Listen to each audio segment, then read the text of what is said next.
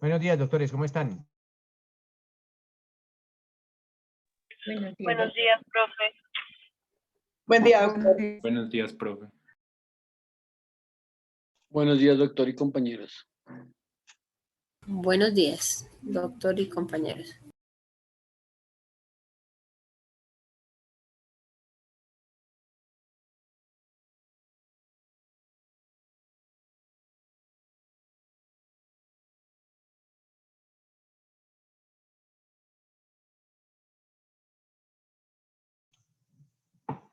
Bueno, doctores, estábamos ayer en el homicidio y estábamos en el homicidio en sus errores. Vimos la aberratio ictus, la aberratio delicti, la aberratio causae. Ahí quedamos, ¿vale? ¿Cierto? Sí, señor. Vale. Sí, profe, ahí quedamos. Perfecto. Entonces,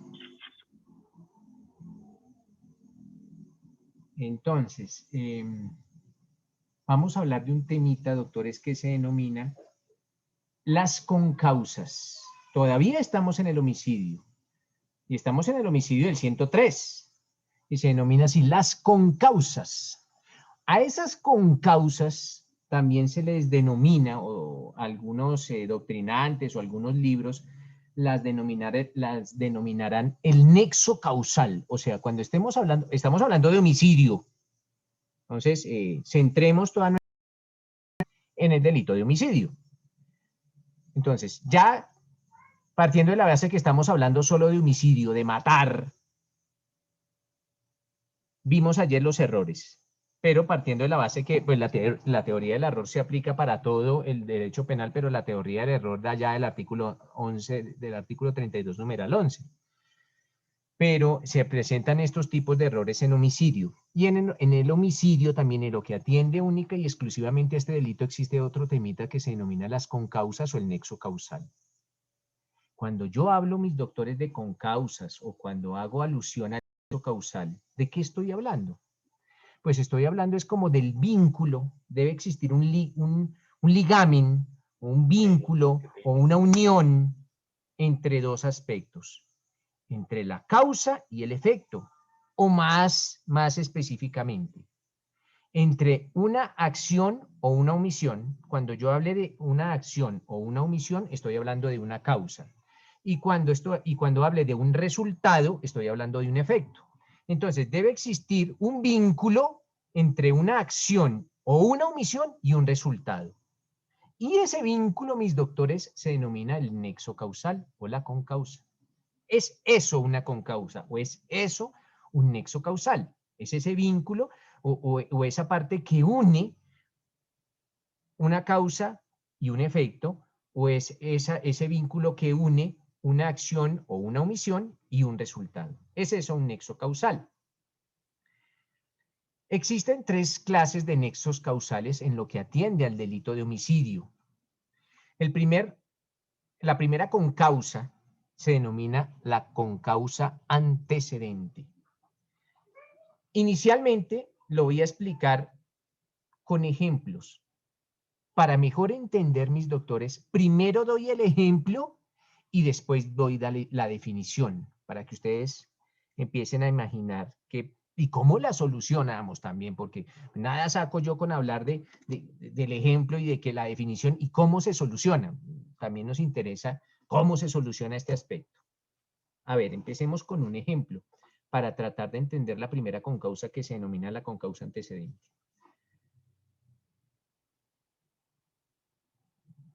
En un sitio de trabajo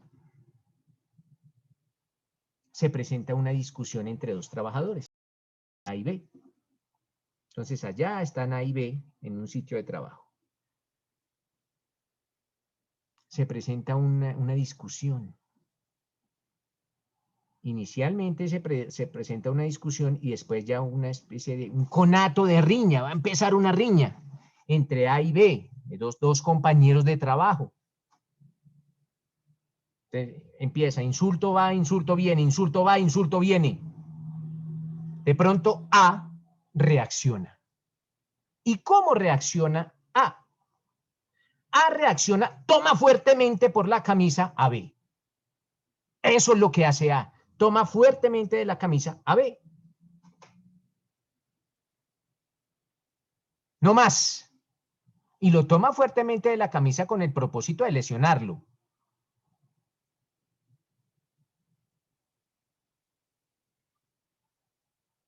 Pero en ese momento, B se desvanece y se muere instantáneamente.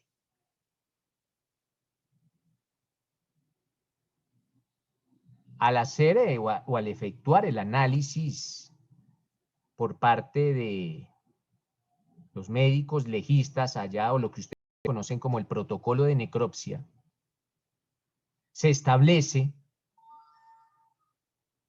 que la víctima llevaba consigo un marcapasos adherido a su cuerpo y que en virtud de que tomó fuertemente por la camisa B, le desconectó el marcapasos. Y el haberle desconectado el marcapasos fue lo que originó la muerte. Pero nótese que nunca quería matar a B. Solo lo toma fuertemente de su camisa con el propósito de lesionarlo, pero en ese momento accidentalmente le desconecta el marcapasos, por eso es que B se desvanece y muere.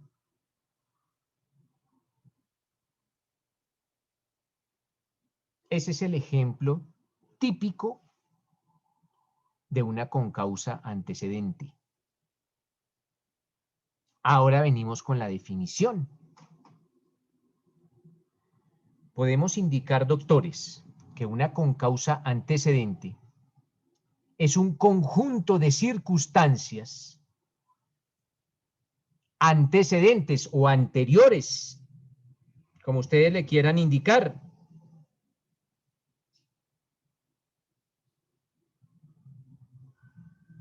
espérenme un momento.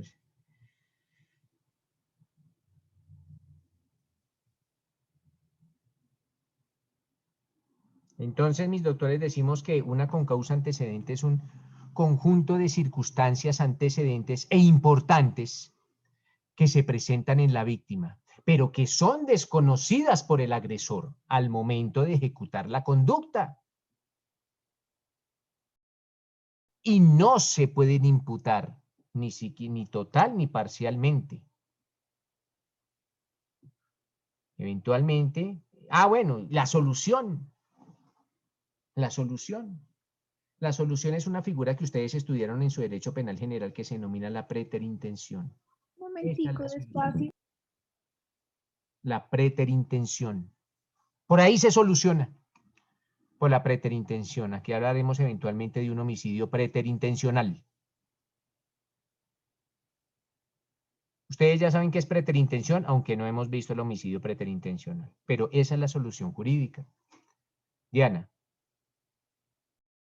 Profe, o sea que un ejemplo podría ser de que yo estoy discutiendo con alguien y la persona, digamos, está muy cerca a unas escaleras y yo en mi reacción la empujo, pero no con intención de que se vaya por las escaleras, pero esta persona tropieza y se cae y, digamos, recibe un golpe letal en la cabeza. ¿Esa podría ser una concausa antecedente? Mira que con causa antecedente, cuando yo hablo de con causa antecedente, estoy hablando que existe una circunstancia anterior. ¿Cuál era la circunstancia anterior en ese caso? En el caso que te puse, era que el señor tenía el marcapasos. Eso venía desde antes. Lo que tú hablas, no estamos hablando de ninguna concausa antecedente porque nada ocurría antes, ¿sí me entiendes? Antes. Sí. Mira, otro ejemplo de concausa antecedente para Diana y para todos. Mira, a ver. Un ladrón, yo soy atracador. Nótese que hasta la cara lo dice.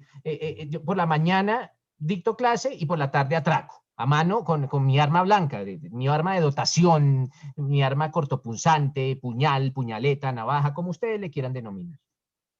Eso lo hago de 12 a 6. Salgo, ahorita termino clase y salgo con mi puñaleta, observo la víctima y la amenazo con mi arma blanca, con mi arma cortopunzante. La víctima opone resistencia. para tratar de reducir a esa víctima o para tratar de obligarla a que se despoje de sus bienes, le propino una herida muy superficial en una mano, pero es una herida superficial en una mano, con el propósito de doblegar su voluntad, con el propósito que pues que acceda a entregarme lo que ella tiene, la víctima. Pero resulta que esa víctima era hemofílica, tenía esa enfermedad de la hemofilia, y esa enfermedad impide que se coagule la sangre. Entonces, en virtud de esa herida muy superficial, a esta pobre víctima le sobreviene una hemorragia por su cuestión de su hemofilia que no para y la víctima muere desangrada. Nótese que estamos hablando de una concausa antecedente porque yo no sabía que esa persona traía consigo esa enfermedad. Si hubiese sido una persona común y corriente, pues ante una herida muy superficial, cicatriza y ya. Pero esta persona traía de antes esa enfermedad y murió. Entonces a mí no se me podría imputar esa muerte porque mis actos no eran idóneos para matar. Para herir, sí, pues por eso. Y de hecho la herí en una mano muy superficialmente. Pero a raíz de esa circunstancia que venía de antes, antecedente, anterior, la persona muere. Entonces ese es otro caso de concausa antecedente. Pero entonces viene profe, algo de antes. Levántenme la mano cuando van a hablar porque esto se vuelve como el Congreso. Y no, nosotros no nos podemos igualar a esa gentuza del Congreso, ¿no? Nosotros estamos por encima de ellos. Entonces me levantan la mano. ¿Qué dice Daniel? Sí, profe, ahí con lo que usted está diciendo, ¿cómo se hace para probar, digamos, el ladrón, cómo va a saber? O sea, pues el ladrón no sabe que la persona tiene eso. Entonces ahí, ¿cómo se hace para probar que el ladrón no tuvo como la claro, culpa? Daniel, el ladrón no sabía, claro que no, porque era la primera vez que veía a su víctima. Pero sí se puede determinar que esa persona tenía hemofilia.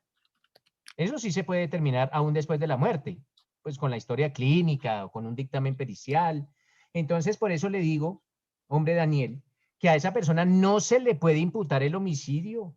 No se le puede imputar porque él no sabía precisamente por ese desconocimiento que tenía de esa instancia anterior a los hechos.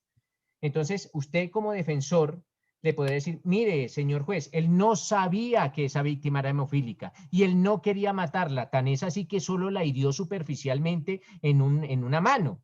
Entonces, señor juez, a él no se le puede imputar el delito de homicidio, sino eventualmente el de lesiones personales, porque eso sí los cometió, unas lesiones personales sí, pero así la persona esté muerta, a donde yo voy, hombre Daniel, y nótese lo interesante de este tema, es que ante un muerto se pueden imputar unas lesiones personales, pero el resultado final fue muerto, murió la persona, pero entonces murió fue por otra cuestión, o sea, ya por su hemofilia y toda esa cuestión.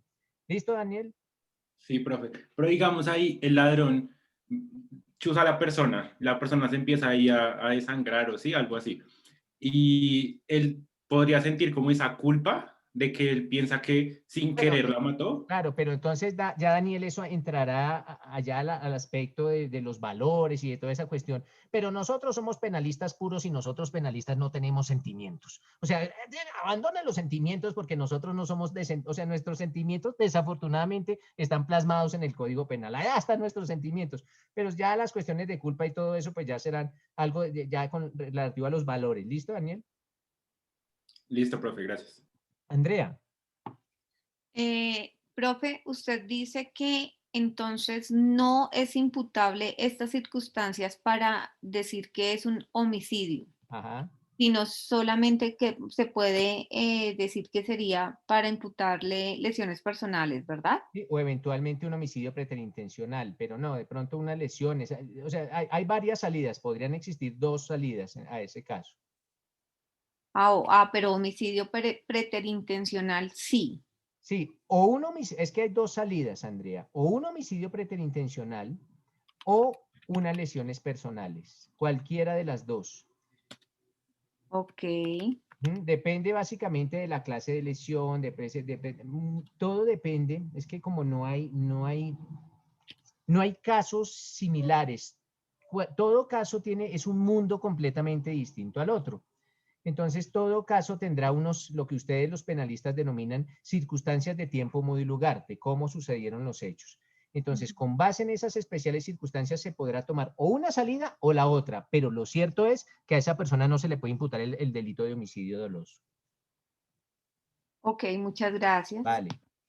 Pero entonces, doctores, quedó resuelta la primera con causa que se denomina antecedente. Y está bien de pronto primero explicarlo con el ejemplo para que entendamos cómo es y después la definición y después cómo se soluciona.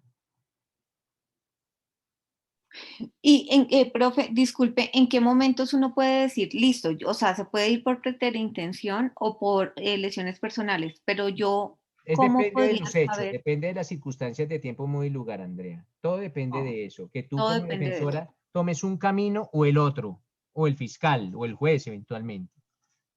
Ok, muchas gracias. Otro ejemplo, ya vamos a hablar de otra concausa. Ya nos vamos a pasar del antecedente a otra concausa que se denomina la concausa concomitante. Primero doy el ejemplo, segundo la explicación y tercero cómo se resuelve ante el derecho penal.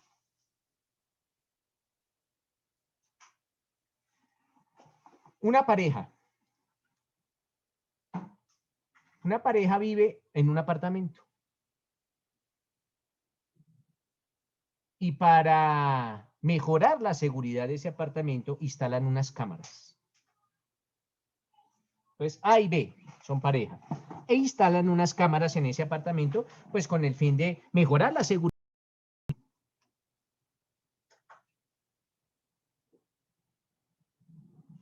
A de pronto resuelve mirar las grabaciones de esas cámaras.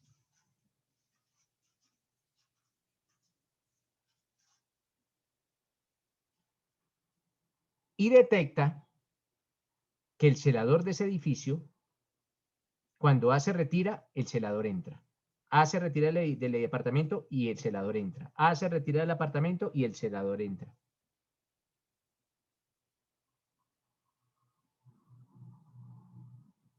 Y a lo que entraba era sostener relaciones con la pareja. A eso entraba el celador. Entonces A recrimina al celador. Me dice, mire, me di cuenta de esto. Y lo empieza a agredir con puños. En ese momento, cuando A está agrediendo con puños al celador, el celador saca su arma de fuego que tiene de dotación y se suicida, se pega un tiro en la cabeza.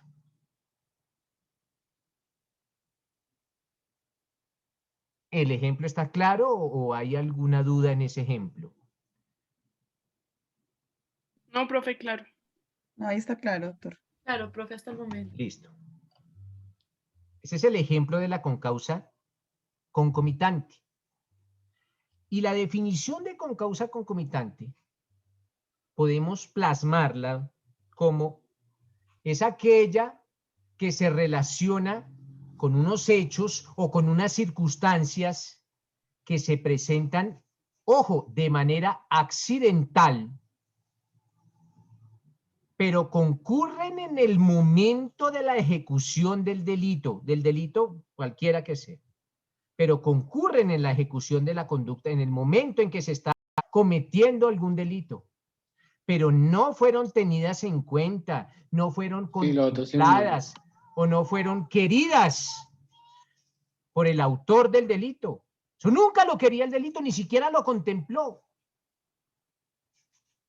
Pero se presentaron esas especiales circunstancias en el momento en que se estaba cometiendo ese inicial delito, en el caso hipotético, pues cuando lo estaba requiriendo y lo estaba agrediendo con unos puños. Pero y nótese que aquí el celador saca su arma y se dispara. Se dispara un tiro en la cabeza. Y ya cuando había previsto eso, que esa persona se iba a suicidar.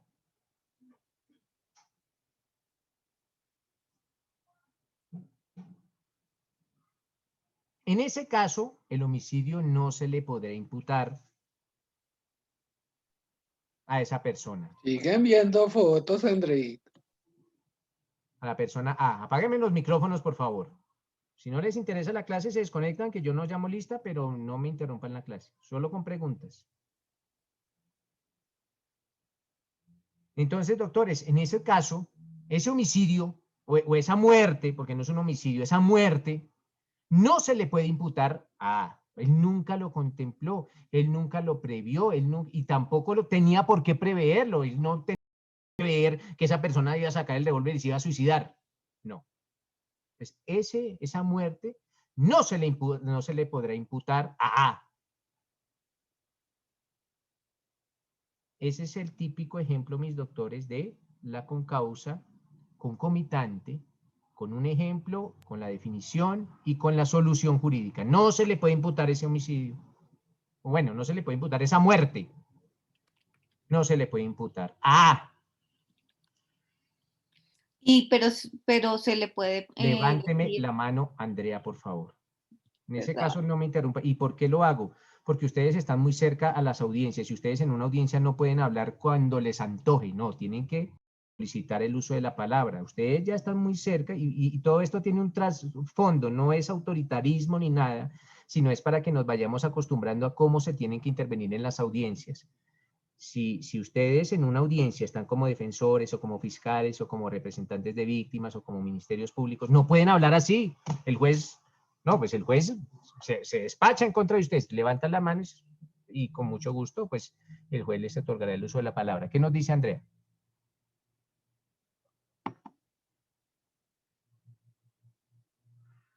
Tienes el micrófono apagado, Andrea. Disculpa. Ay, pero sí se le pueden imputar lesiones personales. Sí, eventualmente se le podrían imputar lesiones personales, pero la muerte no. O sea, ese resultado muerte no se le podría imputar precisamente porque esa circunstancia nunca, ni siquiera debió haber sido prevista.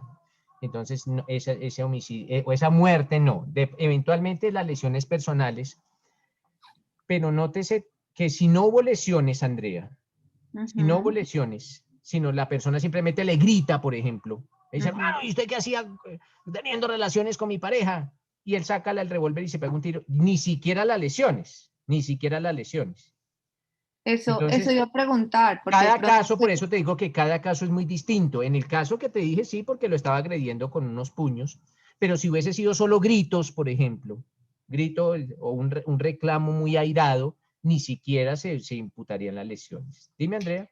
Disculpa, pero por ejemplo, o sea, pues sí, se pueden imputar las lesiones, así la persona, o sea, así la persona esté muerta por causas Claro. ajenas, igual Por eso tiene le que digo, Andrea, que lo responder por interesante de lesiones. este caso es que vamos a imputar un delito de lesiones ante un muerto. Exacto, es lo que pregunto, exacto, Claro es que sí. una de las cosas que me pongo a pensar, o sea, igual murió porque, por ejemplo, él se suicidó, pues le arrancó el marcapaso, murió, pues sí, le cogió la camisa, no lo quería matar, pero se le va, o sea, lo pueden juzgar por lesiones personales. Claro que sí. O sea, Solamente vamos mediante a la juzgar por lo que quería hacer o por lo que hizo, más no por el resultado. Ah, ok, perfecto, muchas Nunca por gracias. el resultado. Y eso mismo lo dice el artículo, el Código Penal no lo dice. El Código Penal, Andrea, que está pendiente de eso, tiene un Código Penal a la mano, Andrea. Sí, señor. Bueno, perfecto. La voy a remitir al artículo 9. Al 9. Eso lo dice el Código Penal.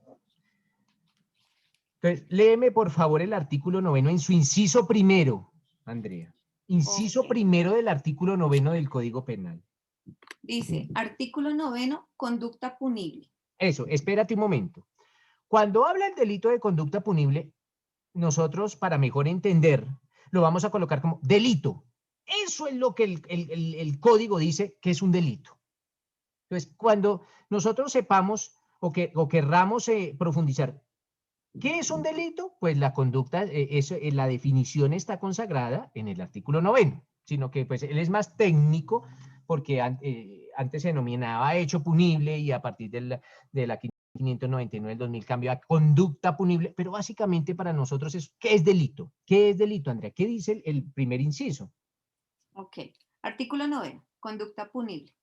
Para que la conducta sea punible, se requiere que sea típica, antijurídica y culpable.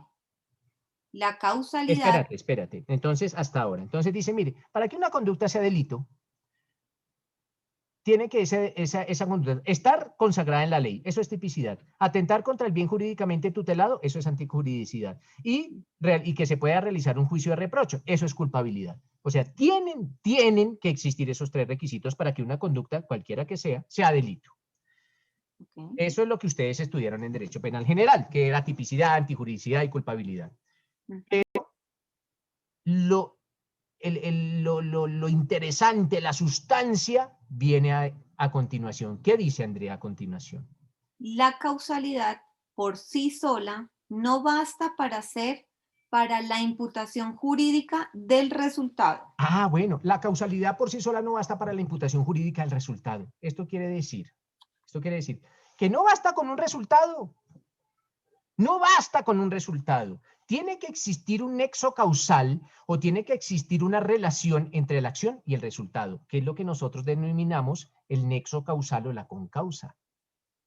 Entonces, no basta con el resultado. No siempre que hay una muerte hay un homicidio. No siempre. No basta con el resultado. Entonces, ahí es donde yo le digo a Andrea. Andrea dice, pero ¿cómo va a ser posible una persona muerta y vamos a imputar lesiones? No basta con o sea, no tenemos que tener en cuenta un resultado. Tenemos que tener en cuenta un propósito. Un propósito. ¿Listo, Andrea? Allá lo dice el artículo 9. Sí, señor, muchas gracias. Vale, perfecto. Laura. Profe, un caso también podría ser, digamos, un caso que nunca vemos jamás de los jamases. Es como, por ejemplo, como padre de B, se dirigen a una cita médica. Le formula a B un medicamento para la alergia, A se dirige a comprar o a reclamar el medicamento para suministrárselo, pues en este caso, digamos, a un niño, pero C, el farmacéutico en este caso, pues le entrega otro medicamento y como consecuencia de eso, pues el niño muere, B muere. ¿Eso también sería relacionado al nexo causal o sería otro tema? Sería otro tema, Laura, porque estamos hablando y vamos a llegar allá, de pronto en estos días, de una culpa, porque existe o una negligencia o una impericia por parte del droguero, o tú lo llamas farmacéutico o droguero, o droguista, o como queramos indicarle. Pero esta persona nunca quería cometer sino que precisamente por una falta de su deber objetivo de cuidado, cual es no suministrar lo que le habían formulado, sino otro, un error que se cometió, pues precisamente ocasionó ese resultado de muerte. Entonces estaremos ante el típico caso de un homicidio culposo. Y ya vamos a llegar allá, eso son escenas de los próximos capítulos. Janet. Buen día, profe.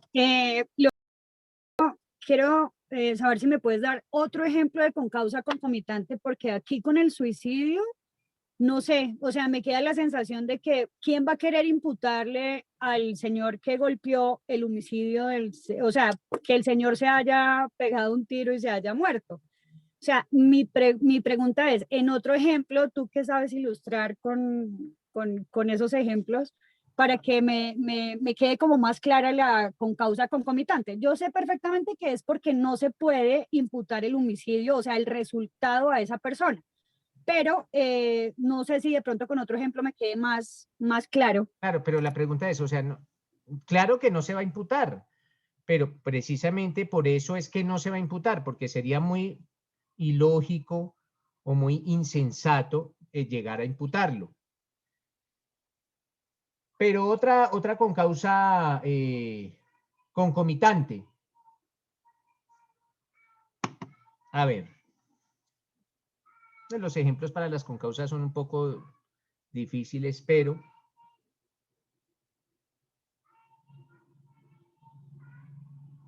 miren. Una persona tiene un perro. Y esta persona es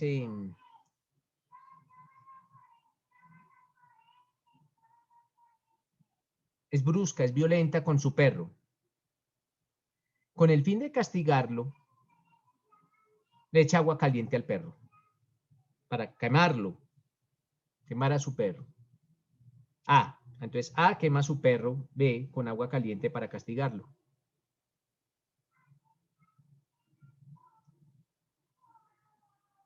B, lo recrimina. Le dice, hombre, ¿qué hace ahí echándole agua caliente a su perro? Y por esa recriminación entran en una riña A y B. Por esa recriminación.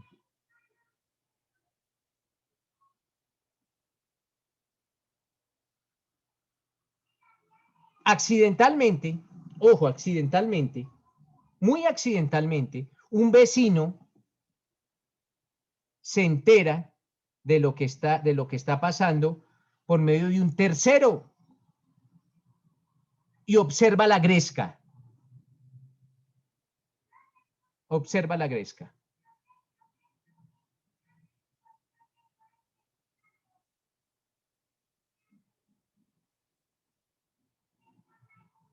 Y al observar la gresca, porque este vecino no soporta que las personas maltraten a los animales, observa la gresca y mata a B, no mata a A, se equivoca y mata a esa B. ¿Sí lo entendiste, Janet?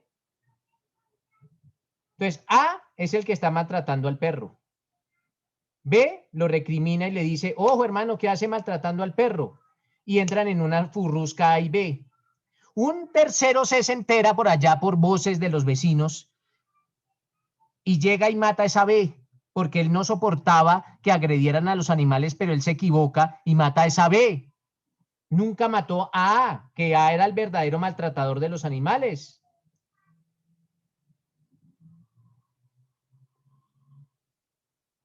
En ese caso,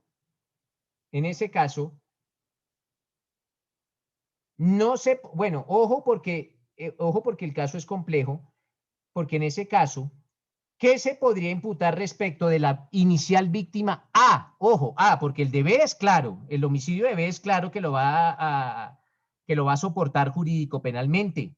Es claro el homicidio de B. Pero con relación a A podría alegar, no, pero es que él se equivocó y él a quien quería matar era al maltratador del animal que era A. Podría alegar eso, entonces no podría alegarse en caso de una tentativa de homicidio en contra de A. Saquemos a B del análisis contextual. En contra de A, solo hablemos es la relación entre el que mató y A, no entre el que mató y B, porque la relación entre el que mató y B es muy clara. Es un homicidio. Y es un homicidio por un aberratio ictus. Es un aberratio ictus, pero ese es con relación entre A y entre el que mató y B. Pero entre el que mató y A, la relación entre el que mató y A. Porque A es a quien debió debidamente haber matado si no soportaba las agresiones contra los animales. Entonces, ante B es un aberratio ictus, pero ante A no se le podría imputar esa muerte. Así lo quisiera, es un error que se presentó en ese momento, una concausa que se presentó en ese momento. Es que en esto de las concausas, esto de las concausas es un tema álgido porque no está en el código. Esto es meramente doctrinal.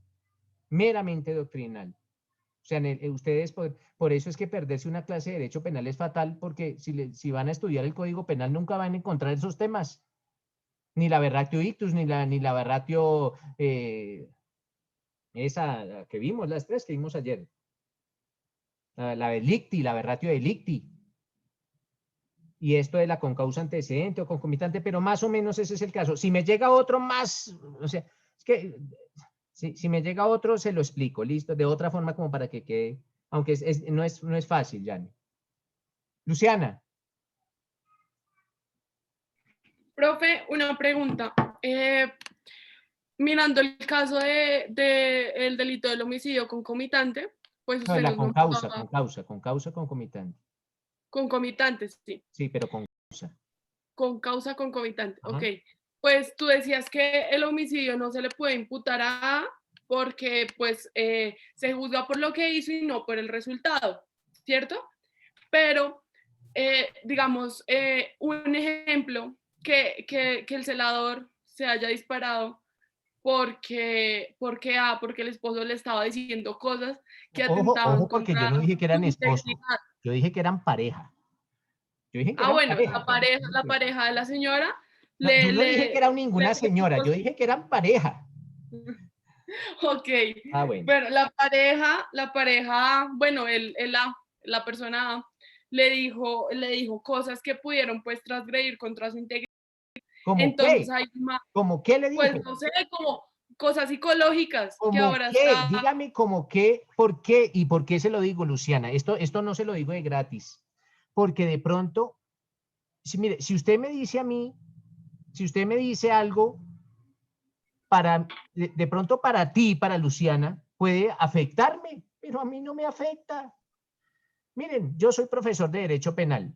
Se van a dar cuenta que al final del módulo todos me van a recordar a mi progenitora. Todos lo van a hacer. De pronto ustedes creen estarme afectando, pero ella ya se murió. Entonces a mí no me afecta. Entonces, ojo, porque uno cree, cuando digamos, de pronto le dijo cosas que lo afectó en su psicología. ¿Y qué le dijo? O sea, siempre, y eso lo vamos a estudiar más claramente cuando estemos estudiando el delito de injuria y calumnia. El delito de injuria y calumnia. Yo puedo decir, oiga, Luciana, usted es una gran doble, no sé qué, pero si usted es árbitro de fútbol, usted ya está acostumbrada a que le digan eso. Entonces usted no podría reaccionar diciendo, no, es que me mentó la madre, pero es que, ojo, usted es árbitra de fútbol y usted ya está acostumbrada a que le menten la madre. Como si esto es otra persona que tiene otra profesión, el hecho de que le menten la madre sí puede llegar a generar una reacción. ¿Sí ven? Entonces, no siempre la misma agresión puede llegar a ser una generadora de reacción o no. Entonces, siempre. Entonces, dígame, ¿qué le dijo ese señor o esa persona o ese A que le dijo al CELA? Ok, a lo que voy yo es que además de que se le imputan lesiones personales a una persona que ya está muerta, se le podría imputar la inducción o ayuda al suicidio. Acá dice en el No, porque artículo. cuando le dijo, oiga, le dijo, usted debería suicidarse porque lo que le viene pierna. No, eso cuál En un caso inducción. hipotético, lo estoy diciendo. Claro, Se podría también. Ojo, porque la inducción a la ayuda al suicidio parte de la base que el que se suicida lo quiera hacer. Parte de esa base. Vamos a llegar allá, pero parte de la base que el que se suicidó o va a intentar suicidarse, lo va a hacer, lo quiera hacer. O sea, sea su voluntad suicidarse. Partimos de esa base. Y en este caso yo creo que el celador no quería suicidarse.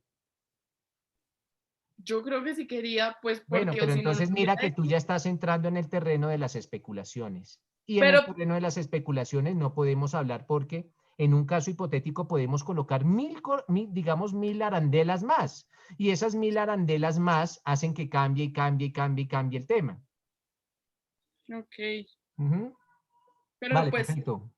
¿Qué nos dice Daniel?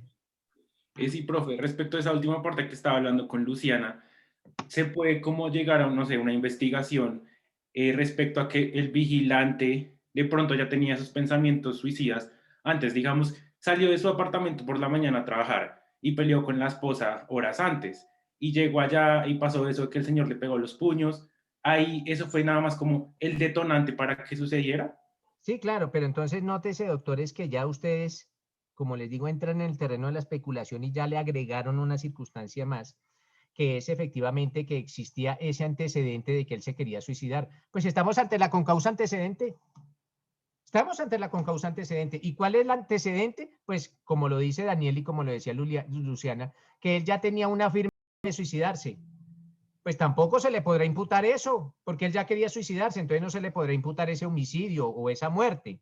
No se le podrá imputar porque ya existía, sino que en el primero se presentó en el momento de los hechos. Ya cuando ustedes agregaron que él quería suicidarse y que tenía ese día suicida, pues se transforma en una concausa antecedente, porque ya esa situación se había presentado antes de los hechos. ¿Y cuál es la situación? Que él quería suicidarse. Entonces esa muerte tampoco se le podría acarrear.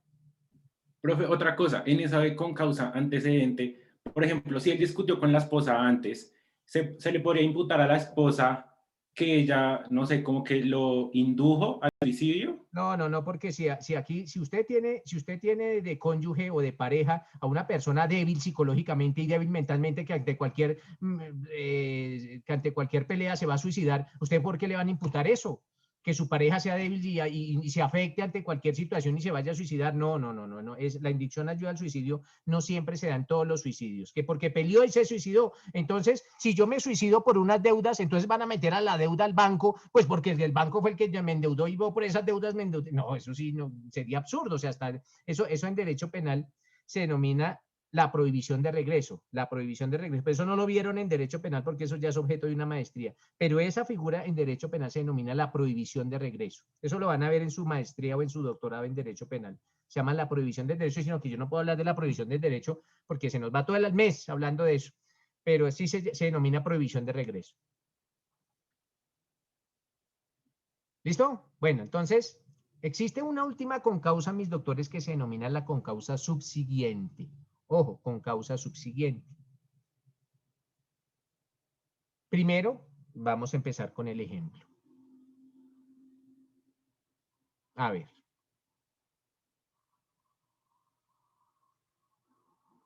Miren. Acuérdense, mis doctores, del atracador. El atracador soy yo.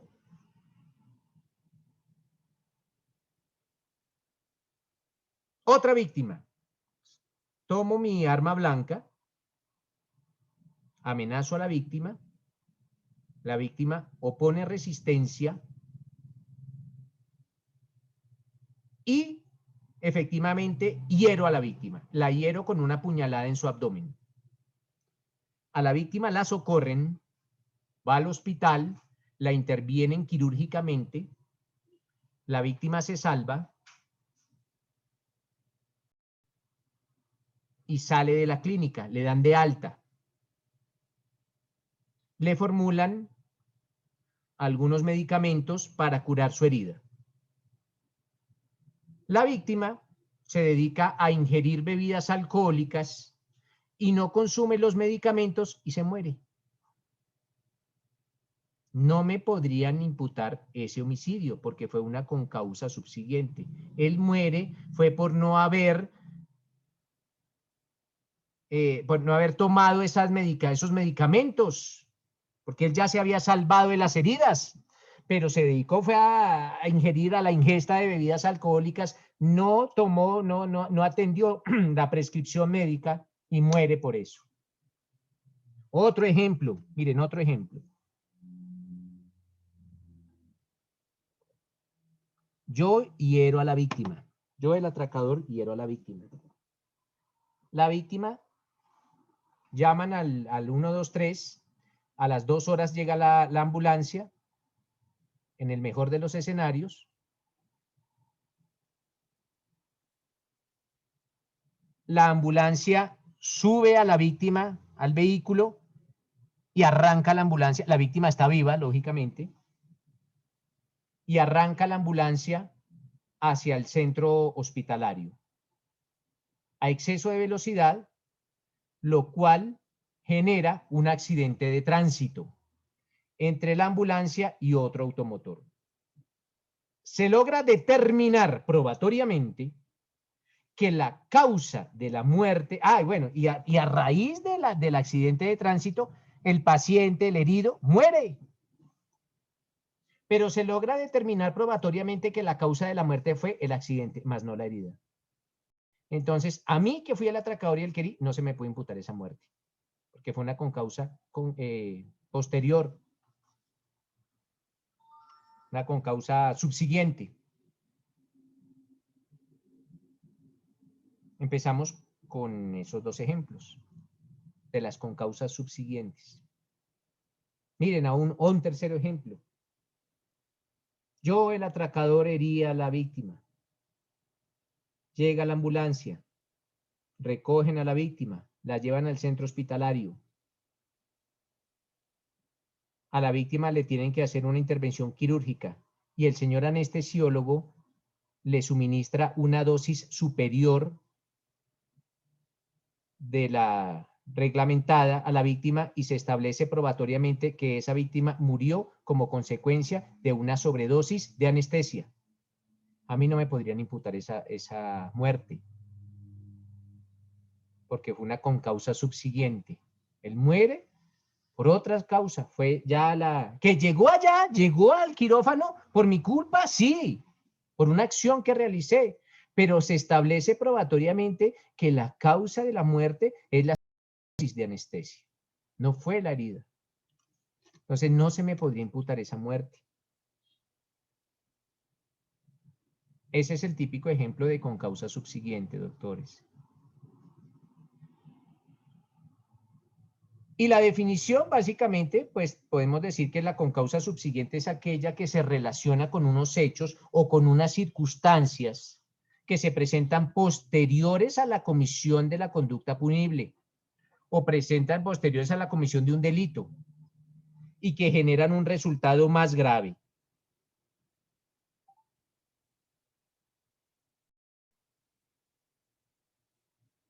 Y de ese resultado más grave no se puede hacer responsable al autor.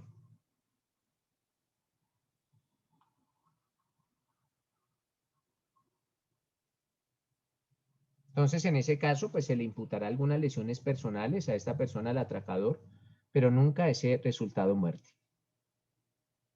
Esos temas son bonitos. Esos temas son muy bonitos. Miren, mi profesora de Derecho Penal, la más grande penalista que ha tenido Colombia, Wanda Fernández León, un ejemplo a seguir. Me ponía estos ejemplos, me decía, mira, una persona la hieren en una reyerta, la persona la suben a una ambulancia, la llevan, la ambulancia se estrella y aún queda más herida y llega al hospital y el médico la interviene mal y muere producto de la mala intervención médica. Entonces, nos colocaba a todos los que participaron en ese delito cómo van a responder. El primero, el que iba en la ambulancia y el médico. Pero básicamente se tiene que establecer cuál es la causa de la muerte. No la causa por la cual el señor llegó al quirófano. No, la causa de la muerte. Y con base en esos iniciales resultados, pues se establecerá cuál es la responsabilidad jurídico-penal de cada una de las personas que participan en esos hechos. ¿Qué nos dice Luciana? Profe, o sea, mira, lo que yo entendí es que en el nexo causal de antecedente se dan unas circunstancias. ¿Nexo causal o con causa antecedente? O con causa antecedente. Sí. Se da cuando la circunstancia se presenta en el momento. No, antecedente quiere decir antes. No, la antecedente es cuando se da antes, ¿ok? Como la hemofilia. Acuérdese de la hemofilia del que chuzaron o acuérdese del marcapasos. Concomitante es cuando ocurre en el momento. Claro, y la subsiguiente que ocurre después. La subsiguiente es cuando ocurre después, ¿ok? Eso quiere decir antecedente, concomitante o subsiguiente. Y ustedes ya lo deberían saber, porque cuando estudiaron la diferencia entre coautoría y complicidad, saben que existen tres clases de complicidad. La complicidad antecedente, concomitante o subsiguiente. Eso lo estudiaron, ¿cierto? Las complicidades, las clases de complicidades. Y existen estas tres. Sí, profe. Entonces ya saben que antecedente quiere decir antes, concomitante durante y subsiguiente después. Después hacemos un repasito sobre eso. Entonces, mis doctores, esas son las tres clases de concausa. Andrea, ¿tiene alguna pregunta, Andrea Victoria? Sí, señor. Entonces, en estas tres concausas, claramente, en ninguna se imputa entonces el homicidio a la persona que generó la causa para que se muriera. Sí, en ninguna, Andrea. En ninguna. En pocas palabras, ¿verdad? Todas podrían ser lesiones personales. Eventualmente, o nada. O nada, o lesiones personales, o preterintención. Sí. Pero lo cierto es que ese resultado muerte, no. Exactamente. Listo, muchas gracias. Vale, listo. Entonces, doctores, ya quedan vistas las tres concausas, la antecedente, la concomitante y la subsiguiente. Ahí finaliza el estudio del artículo 103 del Código Penal. Del 103. Hasta ahora estamos empezando a estudiar el homicidio. Ahora nos vamos a dirigir al 104. El artículo 104, mis doctores, establece unas circunstancias que agravan el delito de homicidio. Algunos, cuando ustedes escuchen homicidio simple, Cuando escuchen homicidio simple, pues básicamente están haciendo relación al artículo 103. Aunque el artículo 103 no trae consagrada ya simple, pues homicidio simple es el del 103 del Código Penal. El homicidio agravado es el del 104. Esto es, unas especiales circunstancias que agravan el delito de homicidio, y al agravar el delito de homicidio, pues lógicamente van a agravar la pena. La pena, si no estoy mal, en las actuales condiciones del homicidio agravado es de 400 a 600 meses de prisión. Entonces, algún compañero o compañera que se digne, por favor, a leernos el artículo 104 solamente en su numeral primero. Ojo, solamente en su numeral primero. ¿Quién? Diana. Bueno, artículo 104, Código Penal. Numeral primero o A.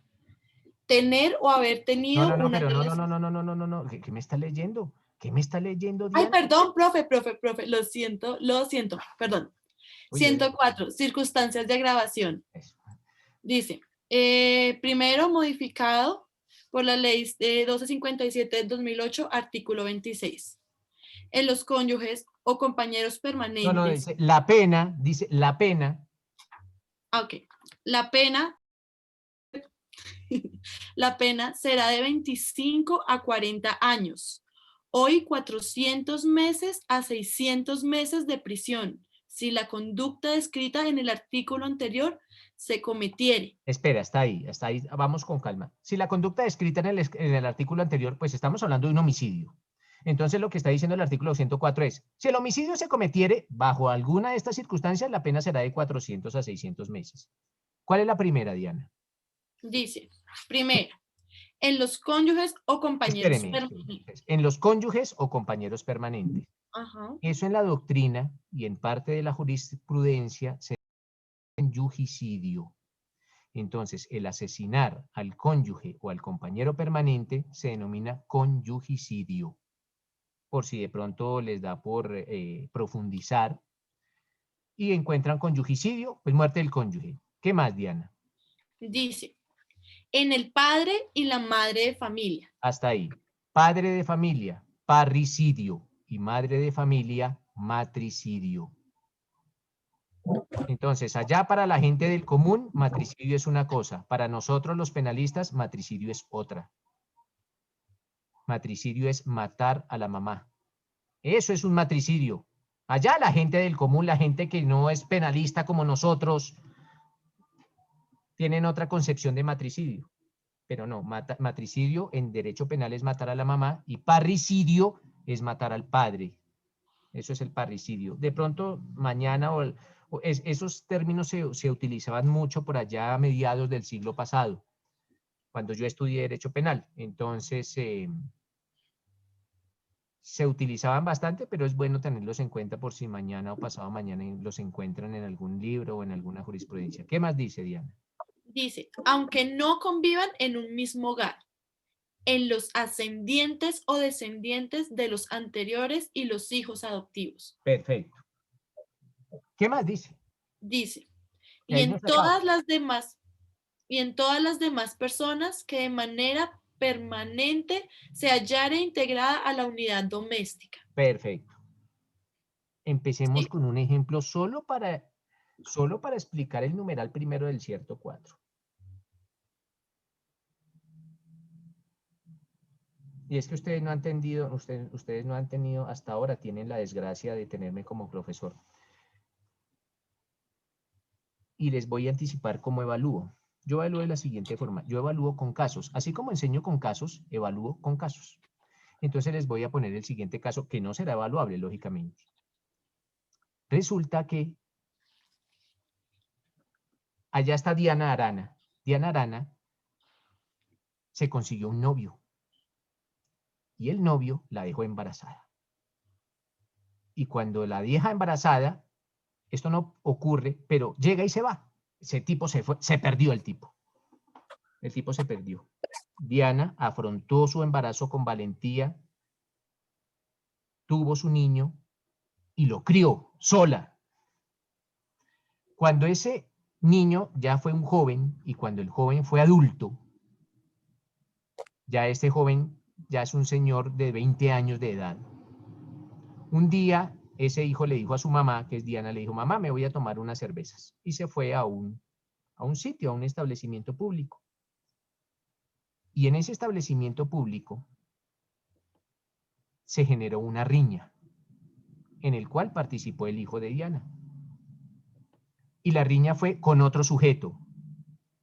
Y ese otro sujeto mató al hijo de Diana. Resulta que ese otro sujeto era el padre de ese niño. Ese tipo que 20 años atrás o 21 años atrás la había dejado embarazada, ese noviecito que tuvo 21 años atrás. Entonces, efectivamente, lo que tenemos aquí es que un padre mató a su hijo. Pero él no sabía que era el padre de esa persona. Nunca lo había visto, nunca lo conocía. Él no sabía que era el padre. Ni el padre sabía que era el hijo, ni el hijo sabía que era el padre. Esto es como de novela. Se encontraron coincidencialmente allá en el sitio y se generó la riña y el padre terminó matando al hijo, pero no sabía que era su hijo porque nunca lo había conocido. Pregunto, a ese padre lo vamos a procesar jurídico penalmente por el delito de homicidio o por el delito de homicidio agravado porque el padre mató al hijo y es una circunstancia de agravación que un padre mate a su hijo.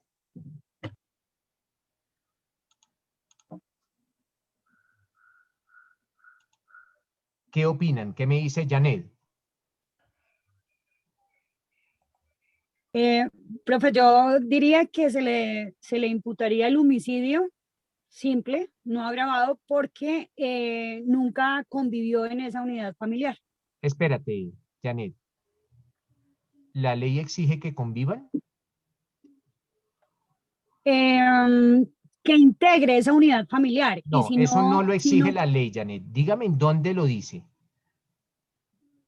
que de manera permanente se Eso hallar en no esa lo unidad exige la ley. Es familiar. más, Janet, hágame un favor, me lee el artículo 104 en su numeral primero. A ver, porque yo no sé, a menos de que yo haya entendido mal, pero vamos a ver qué dice Janet.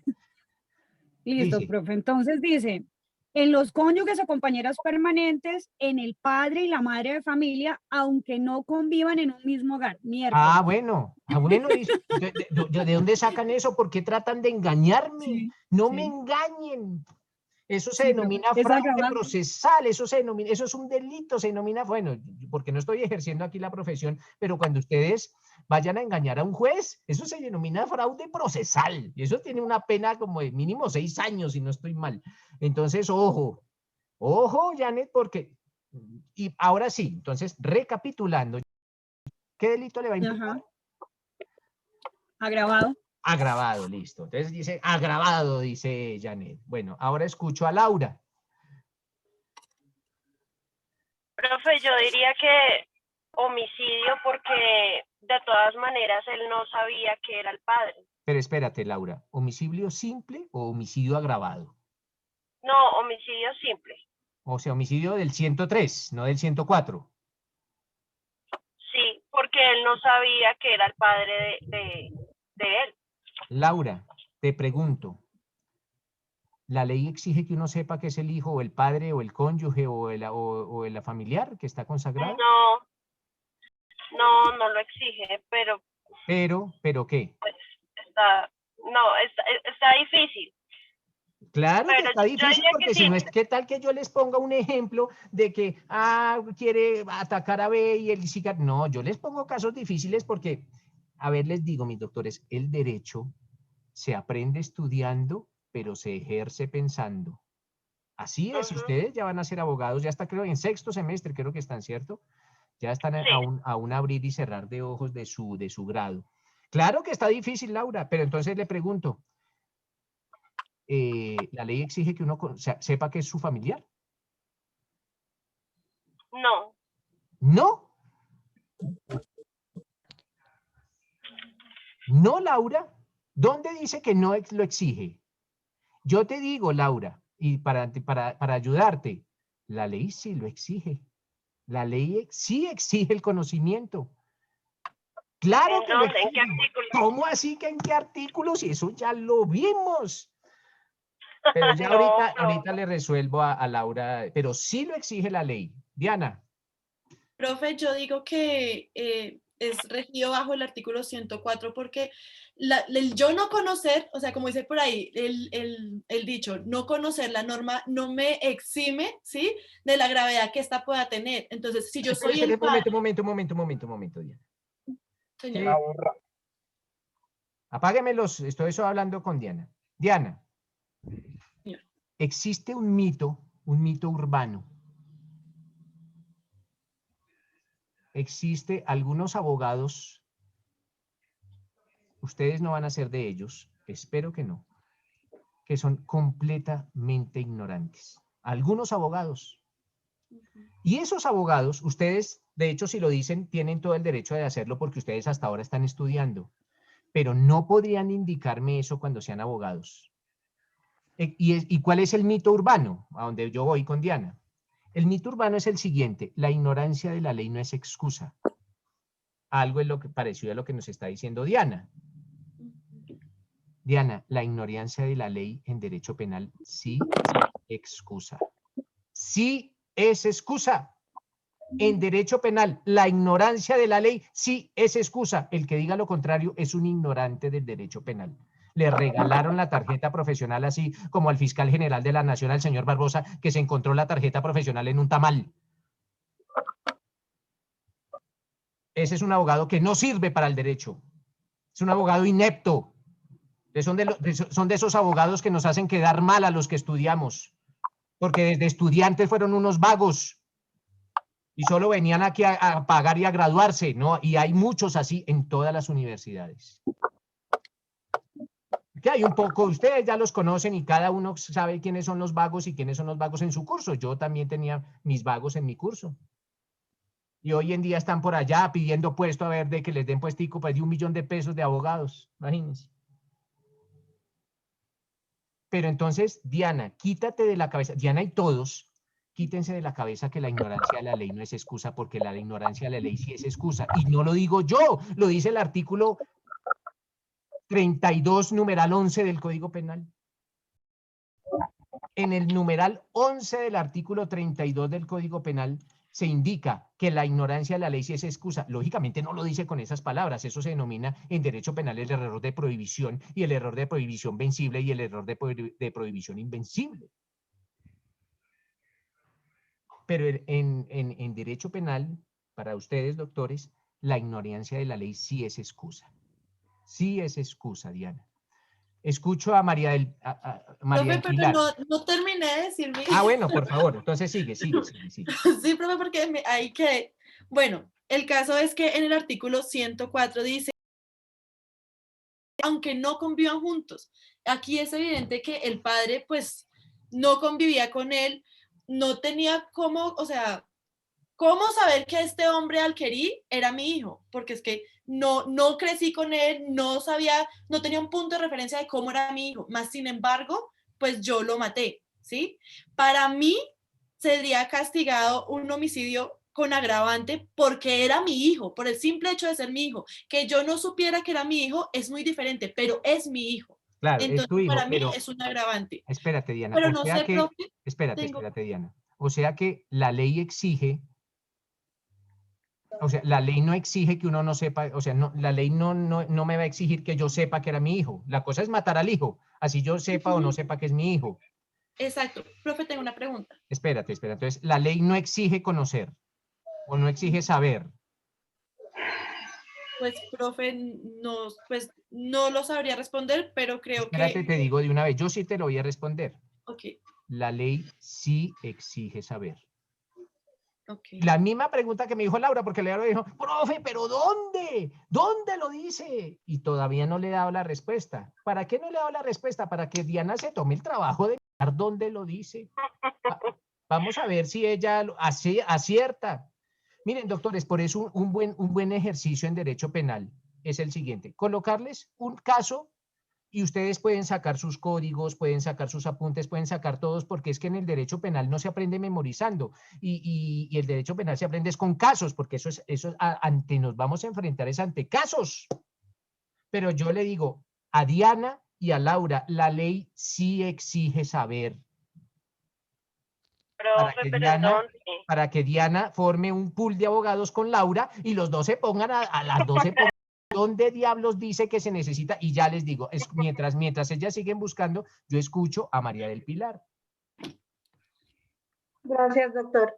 Para mí se le imputaría un homicidio simple, teniendo en cuenta que el artículo 104, numeral 1, dice, y en todas las demás personas que de manera permanente se hallaren integrada en la unidad doméstica.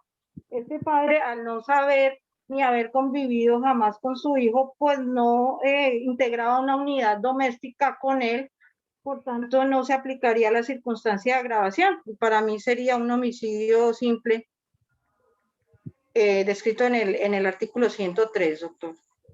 Bueno, María del Pilar, ¿dónde dice que se necesita que el padre y el hijo vivan juntos? No, decirlo textualmente no lo dice, pero dice... No, de hecho, mira lo que dice. Mira lo que dice el 104. Es que no lo tenía aquí a la mano, pero dice el 104, dice, la pena será de tanto a tanto en el numeral primero, en los compañeros permanentes, en el padre o la madre de familia, aunque no convivan en el mismo lugar. Aunque no convivan. O sea que de hecho, si no conviven, lo cierto es que mató al papá o a la mamá o al hijo. Así no convivan juntos. Sí. O sea que no se necesita la convivencia. Vamos a ver eso en un ratico. Se necesita que integren la unidad doméstica, pero en otros casos, no en los casos de padre, madre o hijo. No, ni cónyuge. No. No, entonces en ese caso no se podría resolver por ese lado. Ahora vuelvo. Bueno, Daniel. Profe, sí, es una pregunta. O sea, ahí el padre sabe que, o sea, el padre en algún momento supo que tenía un hijo. Sí, pero no era el que nunca, o sea, el padre de pronto no sé si supo o no supo, lo que pasa es que dejó embarazada a la chica y se fue, y 20 años después o 21 años después se enfrenta contra otro en una gresca que se genera en un establecimiento público y lo mata, pero resulta que ese era el hijo, pero nunca supo que ese era su hijo. Nunca lo supo. No sabía que esa víctima era el hijo que se había creado ese amor de noviazgo de hace 21 años. Nunca lo supo. Pero lo cierto es que mató al hijo. Sí, o sea, lo mató, pero es que los padres que no reconocen a los hijos no tienen ninguna obligación. Uy, ¿dónde saca usted eso, Daniel? Eso también bórrelo, porque entonces, ojo que usted le está mandando un mensaje a los padres para que no reconozcan a los hijos, para que no tengan ninguna obligación. Eso quíteselo, Daniel, eso también, y tienen todo el derecho ustedes de cometer esos yerros, pero retírelo. Bueno, vamos a hacer de cuenta que usted no dijo nada, Daniel, porque eso me da escalofrío. Entonces, ¿qué tal? Entonces yo para esa gracia tengo 10 hijos más y no los reconozco y no tengo ninguna obligación. Claro que tiene obligación. Todos tienen obligaciones y de hecho los padres tienen obligaciones con sus hijos, no a partir del momento en que se nacen, no a partir del momento en que nacen, sino a partir del momento en que son engendrados. La obligación se genera a partir de la misma concepción. O sea, cuando usted tenga sus 4 o 5 o 6 o 7 novias, Daniel, porque pues eso es como el deber ser, y ellas también pueden tener sus 4, 5, 6 o 7 novios en virtud del artículo 13 constitucional. Usted, si llega a quedar embarazada alguna de sus novias, la obligación se genera a partir del momento de la concepción de ese nuevo ser, indistintamente que usted responda o no responda. Si no responda, pues ya sí tendría que iniciar un proceso de filiación y después el de alimentos. ¿Listo, Daniel? Listo, profe. Vuelvo con Laura, creo que fue con Laura que volví. Vuelvo con Laura. ¿Listo? ¿Encontramos, Laura, dónde está la exigencia de conocer? No, profe. Bueno, entonces le voy a ayudar a Laura. ¿Qué dice el artículo 22, Laura? Laura estaba por allá en el 200 no sé qué, en el 300 no sé qué, y eso está en el 22. No. Estaba aquí en el abandono de menores, pero no, eso no es. En el artículo 22. Eso, espérenme, eso es dolo. ¿Qué es dolo? ¿Qué es dolo? El mismo artículo 22, el mismo artículo 22 nos va a indicar qué es dolo. ¿Qué es dolo para el artículo 22, o sea, para la ley, Diana? Sí, la conducta es dolosa cuando el agente conoce los hechos constitutivos de la infracción penal. Ojo, él conoce, claro. Entonces, yo les decía en las clases pasadas, si no estoy mal. Dolos no solo es querer, dolo es también conocer los hechos del delito. Ahí lo dice. Ah, 22. claro. Claro, ahora Claro, sí, pero miren claro. que en el examen, ¿qué pasa en la vida real? En la vida real todos me responden y yo les digo, todos tienen uno. Y dicen, ¿por qué, profe? Y es cuando empiezan a recordar a mi progenitora y yo les digo, ¿por qué lo dice el 22? Y todos dicen, ah, claro, pero el 1 ya está. El 1 es inmodificable, el 1 es inmutable. Claro que necesita uno saber qué es el hijo. Claro, porque uno necesita saber, porque el artículo 22 lo dice, uno necesita saber que esa conducta es dolosa y una cosa es muy distinta, matar a un particular o a una persona común y corriente, y otra cosa muy distinta es matar al hijo. Uno necesita saber qué es su hijo, porque lo exige el artículo 22. Entonces, en ese caso, claro, la persona eventualmente podrá ser procesada por un homicidio simple, pero nunca por un homicidio agravado, porque él no conocía que esa persona era su hijo. Era La el ley hijo. exige. Ah, ok. Me faltó el 22, sí. Bueno, entonces, primero ya estábamos allá en el hijo, en el cónyuge, en el padre o madre, cabeza de familia. Bueno, listo. Entonces, miren, doctores, dice, primero cónyuges, compañeros permanentes, entonces ya se amplió, hay un espectro más amplio sobre cónyuges, ahora somos compañeros permanentes, también se incluyen en un concepto amplio de pareja, indistintamente que sea una pareja hetero u homo,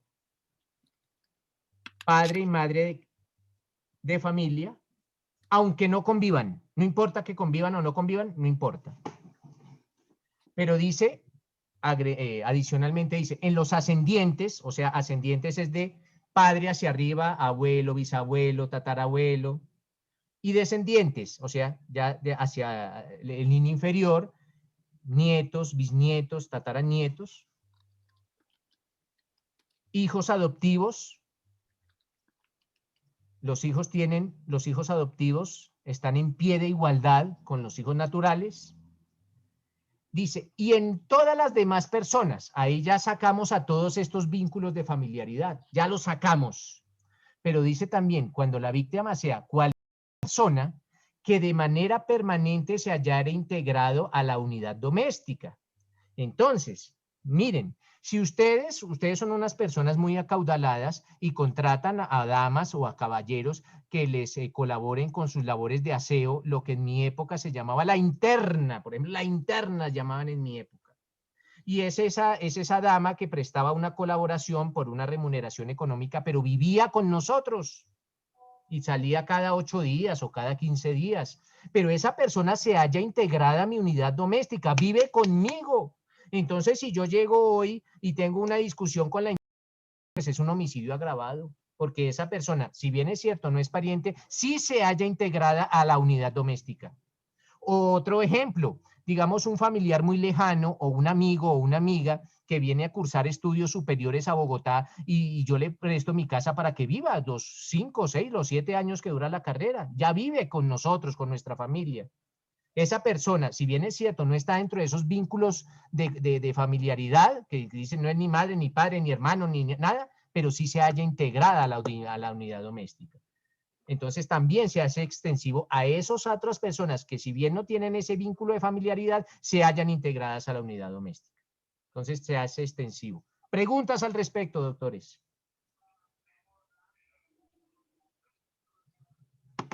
¿Todo muy claro o todo muy confuso? Bueno, espero que todo muy Doctor, claro. pero finalmente no definimos si fue del 103 o del 104. No, pues claro que es del 103. Es del Sí, 103 homicidio porque simple. se exige el Ah. conocimiento, se exige el conocimiento, Rocío. Gracias. Vale. Entonces, en este caso, pues sí, responderá jurídico penalmente por el 103, nunca por el 104, porque él no tenía conocimiento de que esa víctima era su hijo. O puede pasar al revés, que el hijo hubiese matado al padre. Es que iba a saber que era su padre irresponsable que lo dejó abandonado al momento de la concepción. Pero bueno. Doctor, ahí aún en las circunstancias de modo, tiempo y lugar desconocidas para el causante del delito, ¿también aplica eso? No, es que no le entiendo la pregunta, José Badí. ¿Cómo así Claro, que? doctor, porque es que si usted en su ejemplo decía, Ajá. el señor mató a su hijo, a una persona que en ese momento lo desconocía que era hijo de él, ¿cierto? Por X o Y circunstancia que se presentó por una discusión, pelea o riña, o qué sé yo. Si bien es cierto que incurrió en ese delito de asesinarlo por X o Y motivo, menos cierto sería que le exigiera el código que tenía que conocer que era su hijo. Me Claro que parece a mí, no sé. se lo exige el 22, José. Es que es el código el que le exige. Uno tiene que saber para que una conducta sea dolosa. Uno, mire, ¿qué es lo que castiga el artículo 22? Es No, yo que, de acuerdo, doctor, pero si yo soy abogado defensor del señor que cometió el delito, yo voy a defenderlo a capa y espada del señor. Y le digo, no, el señor no tenía por qué saber que era hijo de él. pues es que eso es lo que yo estoy diciendo, José. El señor no tenía por qué Claro, saber que era hijo de él. Pues claro, claro, pues es que eso es claro. lo que yo estoy pregunta. La pregunta es si el que incurrió en el delito y al que lo van a juzgar y al que lo van a meter a la cárcel, etcétera, etcétera, le Bueno, ojo, exigen ojo, que, porque si usted es abogado y dice que lo van a meter a la cárcel, pues con ese abogado defensor, ¿para qué enemigos? no, obviamente pues él tendría que ir a asumir sus consecuencias iniciales, ir a Ajá. la fiscalía, Sí, pero que le entonces hagan la su... pregunta puntual, ¿cuál es? Porque, claro, él no necesita, él no tenía que saberlo, porque el artículo 22 así lo exige. El artículo 22 exige que uno conozca que va a matar a su hijo. Y si no lo conocía, pues no será un homicidio agravado, sino un homicidio simple, porque el artículo Simple, 22 claro, es un homicidio exige el simple como decía conocimiento. la compañera. Dime. Ujú. Es un homicidio simple como lo decía la Claro que sí, es compañera. un homicidio simple, claro que sí. Pero entonces, ¿cuál es la pregunta? No, discrepo, respeto mucho su concepto, sí, Pero es que pero mi concepto es que es un homicidio simple, José. Ese es mi ah, concepto. no, es que Usted me entendió mal, ¿no? Yo dije en que el- esto se resuelve por homicidio simple, no por no, homicidio agravado. Entonces no sí, discrepe por discrepar, porque yo lo he dicho 2 veces, es homicidio simple, es un homicidio nunca simple, claro que sí. agravado. ¿Por Ok, qué? Porque Laura encontró por allá una perla en el artículo 22 que dice que es necesario conocimiento, es necesario. Bueno, ¿quién nos estaba colaborando con la lectura del 104? Yo, profe. Vale, entonces ya abordamos el numeral primero, ahora el numeral segundo. Listo. Numeral segundo del artículo 104, Código Penal. Para preparar, facilitar o consumar otra conducta punible para ocultarla, asegurar su producto o la impunidad para sí o para los copartícipes. Listo, perfecto. Lo que se denomina en derecho penal general el delito medio y el delito fin. El delito medio y el delito fin. Miren, les voy a poner un ejemplo. Los ejemplos que yo coloco, pues son ejemplos eventualmente sencillos. 4 personas se ponen de acuerdo para entrar a un banco y hurtar el banco. Hay una división de trabajo criminal, entonces 2 portan armas de fuego y los otros 2 se encargan pues de desocupar las cajas, de desocupar las cajas y colocar el dinero en unas bolsas que van a servir para abandonar el sitio con el dinero en efectivo. Los 4 entran al banco, amenazan, y uno de los celadores reacciona y una de las personas encargadas de amenazar dispara y mata al celador. Y huyen. Y capturan, ojo, capturan a uno de los 4 que no fue el que disparó, fue el que se encargaba de meter el dinero en las bolsas. A ese es el que capturan. Pregunto, ¿a él le podrán imputar la muerte del celador? Me levantan la mano. A ese que capturaron le podrán imputar la muerte o el asesinato de ese celador que reaccionó. Y otro de la banda, otro integrante de esta banda criminal, fue el que disparó, pero solo capturaron al que estaba depositando el dinero en la bolsa y huyó. ¿Qué opina Janet? Sí, profe, porque es un coautor impropio Es un coautor de homicidio agravado, además por el numeral 2, porque ese homicidio se causó en la realización de otra conducta, que era el hurto. Perfecto. Entonces, con base en la respuesta de la doctora Janet, me quedo con Janet. No te vayas ahí, Janet, por favor. La respuesta es correcta. Hasta ahí tiene 5. En un preparatorio yo le diría, hasta ahí va bien, doctora Janet. La respuesta es correcta. Claro que sí se le puede imputar ese homicidio. Aunque él no fuese la persona que disparaba, pero estaba dentro de la banda criminal y hay una división de trabajos que se denomina coautoría impropia. Y es un homicidio agravado porque se hizo para consumar el delito grande o el delito fin, que era el delito del hurto del banco. Pero este examen para la doctora Janet de 2 preguntas, de 2 casos. El primero, ya, 5. Hasta ahí van 5. Ahora viene el segundo caso. La misma banda criminal de los 4 entran al banco. Y 2 están amenazando y otros 2 están depositando el dinero en las bolsas. De pronto, uno de los que está depositando el dinero en las bolsas ve a una dama muy hermosa le llama mucho la atención una dama, una cajera del banco. Es muy hermosa ella y la viola.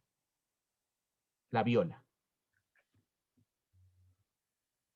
Y se van y se huyen. Y capturan a uno de los que estaba amenazando con pistola. No al que violó, no a uno de los que estaba amenazando con pistola. A ese es el único que capturan. ¿A él le pueden imputar la violación de la secretaria o de la cajera? Profe, pues pensando en lo que nos explicaste ayer sobre la teoría del dominio del hecho, pensaría que no. ¿Por qué si se le puede imputar la muerte al que estaba depositando el dinero si él nunca disparó? ¿Y por qué no se le puede imputar la violación al que violó la cajera si él nunca la violó? O sea, ¿por qué en un caso sí, por qué en un caso no? Porque la ideación o el fin de la reunión de estas personas para cometer el delito era el hurto, que finalmente a causa de ese delito, uno de ellos disparó. Indiscutiblemente se le debe a todos imputar el homicidio por la coautoría. Pero en la violación, esa no fue la ideación en el momento Espérate, del grupo. Ellos Del grupo idearon como tal. hurtar, ¿cierto? Ellos idearon hurtar. ¿Ellos idearon matar? Era un riesgo que estaban tomando. Claro, sí, pero era un riesgo, lógicamente, pues hurtar siempre es riesgoso, pero ellos Y hay planearon, un arma de fuego. claro, pero el fin era matar. No, el fin de ellos era hurtar. Era hurtar, claro, el fin era hurtar. Sí, eso lo tenemos claro. Pero el fin no era matar, porque si no matan y se van. No, el fin era hurtar. Entonces, listo, claro. ¿El fin era violar? No. Señor. No, era hurtar. Jamás. Básicamente era hurtar. Entonces, si el fin siempre va a ser hurtar, ¿por qué le imputamos en el primer caso el delito de homicidio al que no mató y en el segundo caso no le imputamos el delito de violación al que sí al que no accedió? ¿Por el fin? No, es por lo que yo te digo, porque es que él no tenía, o sea, él no tenía el dominio del hecho, o sea, él podía En el primero tampoco tenía el dominio del hecho porque era el que estaba metiendo la plata en la bolsa. Él no tenía el dominio del hecho, él nunca disparó. Pero si hubiera podido, al imagínate, desistir hubiera podido claro, pero cambiar. imagínate que si tú eres la que está depositando la plata en la bolsa y el banco es de 2 pisos y el que dispara está en el segundo piso, pues tú qué vas a tener dominio del hecho. Si tú ni siquiera te das cuenta que el celador está reaccionando por allá lejos de donde tú estás. Entonces, aunque la respuesta es acertada, Janet, la razón no es la acertada, o sea, la argumentación.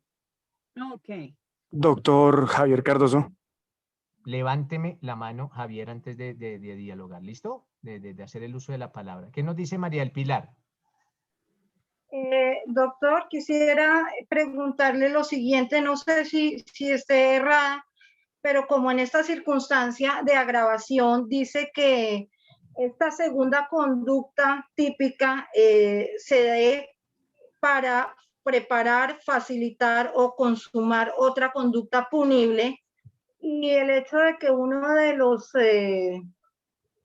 los autores o coautores de este hecho tome la determinación de violar a la cajera no tendría, digamos, relación con el primer hecho, es decir, no tiene como objetivo preparar, facilitar o consumar esa conducta, sino es otra conducta típica que asume él de manera autónoma, pensaría yo. Listo, perfecto, María del Pilar. Entonces, mis doctores, básicamente se acerca mucho a la respuesta acertada María del Pilar. Dicen, miren, y lo tenía, o sea, Janet tenía clara la idea también, en el sentido de que cuando yo voy a hurtar, pues corro un riesgo, y ese riesgo implica eventualmente que si alguien reacciona, lo tengo que matar. Eso hace parte de la dinámica de los hurtos. Eso hace parte de una dinámica de un hurto. Y los integrantes de una banda criminal tienen por sentado que si se presenta alguna reacción, si alguna de las personas reacciona e impide y trata de evitar el hurto, pues eventualmente van a tener que utilizar las armas y ocasionar o lesiones personales, homicidios o daños en bienes ajenos si tienes que romper puertas, pero todas esas conductas están inherentes y están directamente relacionadas con el hurto, lo que se denominan nexos causales o comunicabilidad de circunstancias en el derecho penal, se denominan comunicabilidad de circunstancias. Pero con el acceso carnal, no. Esto no es inherente a los hurtos.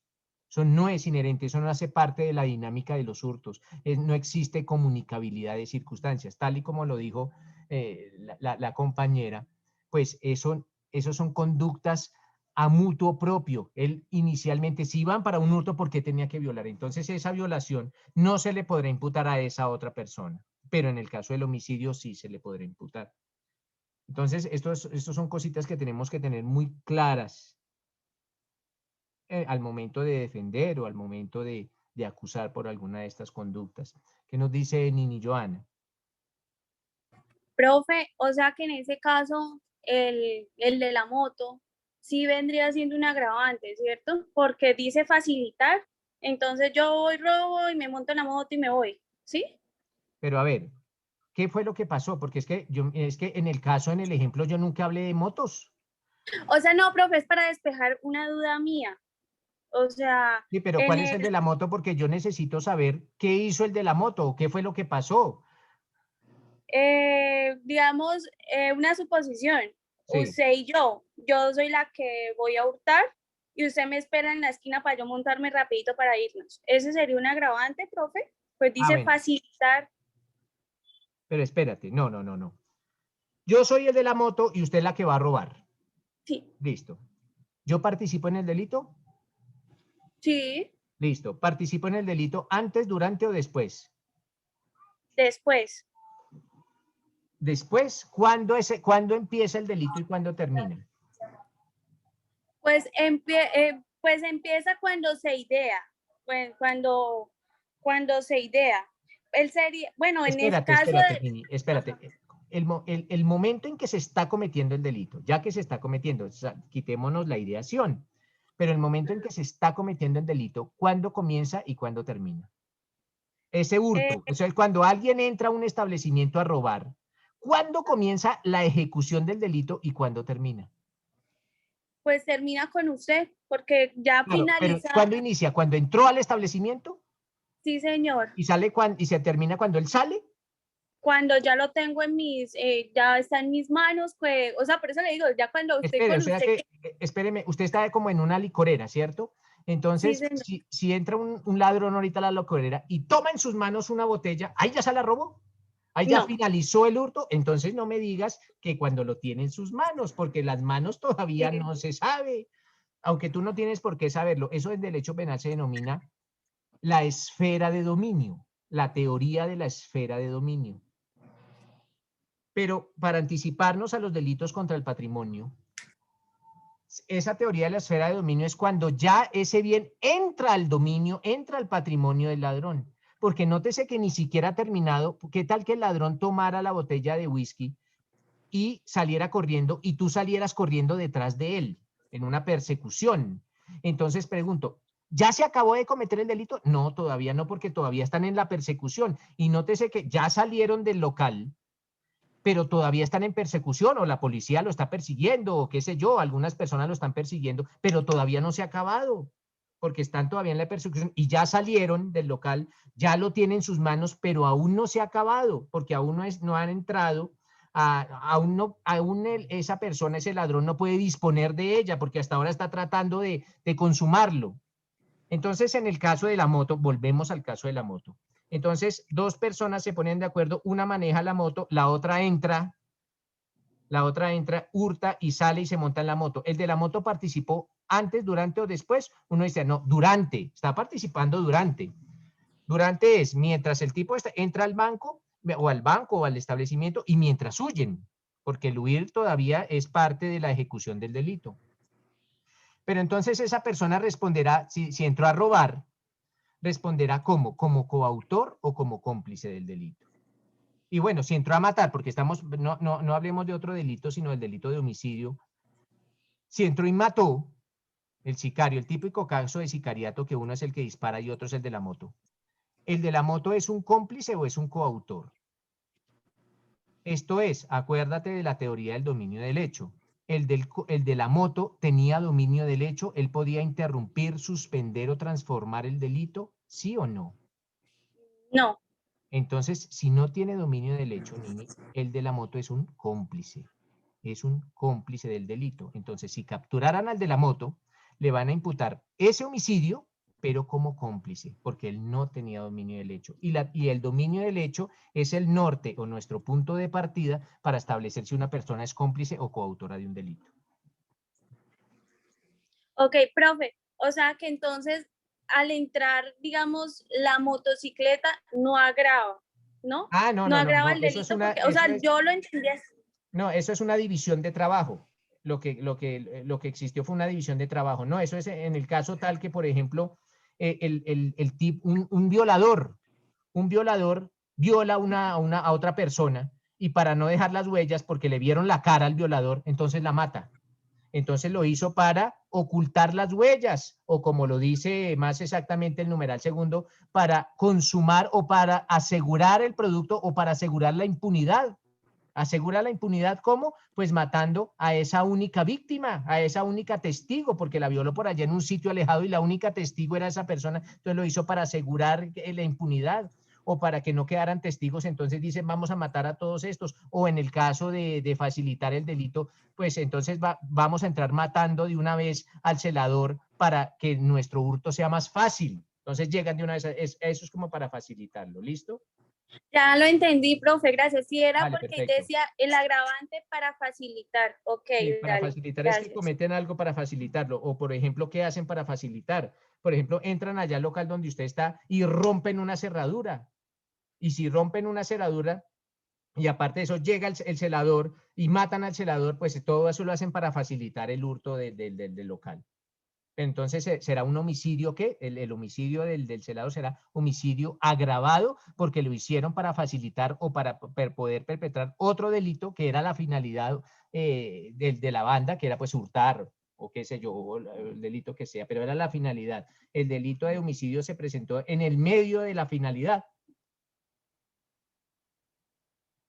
Vale, ¿qué nos dice Andrea Victoria? Profe, pero es una cosa de ayer. que hablaste ahorita de lo del dominio del hecho y Ajá. que, o sea, me hizo recordar una cosa de ayer. Sí, cuéntame. Ayer cuando hablábamos del caso del robo del banco, de que sale el gerente del banco que tiene las llaves del banco, las claves del banco, se va a la tienda donde están los amigos que son ladrones, les entrega las llaves, les dice las claves y les dice el banco está desocupado, pues tienen sábado y domingo para robar, ¿sí? Sí. Ayer decías que él sería cómplice, No, y hoy también lo digo, es cómplice. pero mi pregunta es, ¿por qué no puede ser determinador si es, o sea, es el que es el que les dice, oiga, vayan y roben el banco? Claro, Les pero nótese, Andrea, que él sería determinador si solo hicieran hacer la idea criminal. Pero cuando él presta un aporte, ya deja de ser determinador. Cuando él presta un aporte al delito, deja de ser determinador. El determinador solo idea, solo es ideas, el determinador solo ideas.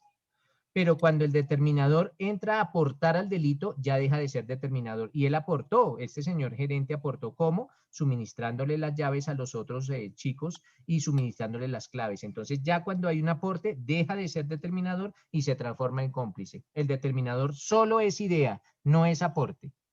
Y y tú decías, perdón, en la teoría del dominio del hecho es el que tiene el poder de suspender, transformar o Interrumpir. interrumpir el delito. Ajá. Y ahí eso determina si uno es autor o coautor, ¿verdad? No, coautor o cómplice. Ah, coautor o cómplice. Sí, coautor o cómplice. Si uno tiene dominio del hecho, será coautor. Si no tiene dominio del hecho, será cómplice. Si no tiene dominio del hecho. Será cómplice, sí. Y si tiene dominio del hecho, será coautor. Ah, es que estaba equivocada en eso. Por eso no lo entendía. Claro, entonces, si no tiene gracias. dominio del hecho, cómplice. Y si tiene dominio del hecho, coautor. Muchas gracias porque sí estaba Vale, confundida. perfecto. Gracias. Alejandra. Profesor, sí, es tan amable de regalarme otro ejemplo, entonces para que quede más claro lo de coautor, por favor. Ah, pues es que mira, siempre que hablemos, Alejandra y todos, de coautor, quiere decir varios autores. O sea, la diferencia entre un coautor y un coautor, la diferencia entre autor y coautor es que en uno son uno y en otro son varios. Eso es lo primero.